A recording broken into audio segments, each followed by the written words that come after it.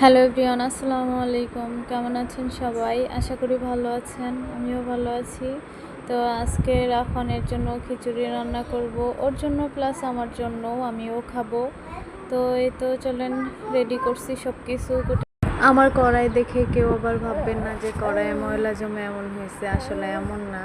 এটা নতুন ছিল, অনেক দিন বাসায় পড়ে থাকার কারণে এটা এরকম হয়ে গেছে। অনেক চেষ্টা করছি ময়লা এরকম দাগটা উঠানোর জন্য, কিন্তু পারি নাই।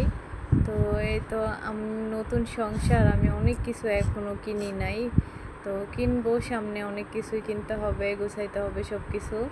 তো এই তো আমার কাছে ভাজা কাঠি ছিল না যেটা দিয়ে আমি নাড়াচাড়া করব, তো একটা চামিচ নিছি। তো চামিচ দিয়েই কোনো রকম আর কি রান্নাটা করব। তো এই তো এখন আমি একটু হলুদের গুঁড়া দিয়ে দিতেছি। আমি এখানে মরিচের গুঁড়া দিব না, কারণ রাফান মরিচের গুঁড়া দিলে ও খাবে না।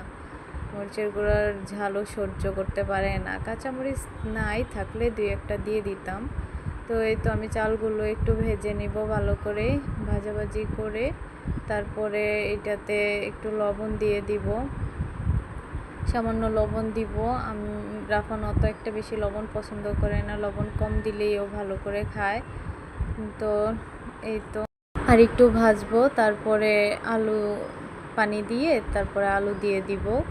তো আমার মতো কেউ ফলো করে করতে যাবেন না, আমারটা আমার কাছেই ভালো লাগে। হয়তো আপনাদের কাছে ভালো লাগতেও পারে, নাও লাগতে পারে। আমি তো রান্নার ভিডিও করি না, আমি তো সব কিছু নিয়ে ভিডিও করি, জাস্ট ব্লগ আর কি।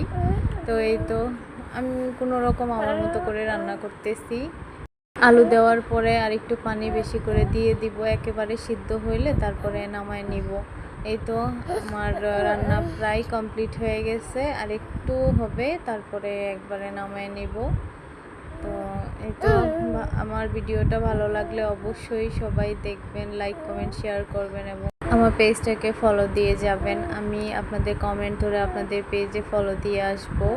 সবাই সবার পাশে থাকবো, তাহলেই সফলতা আসবে। ভালো থাকবেন সবাই। আসসালামু আলাইকুম।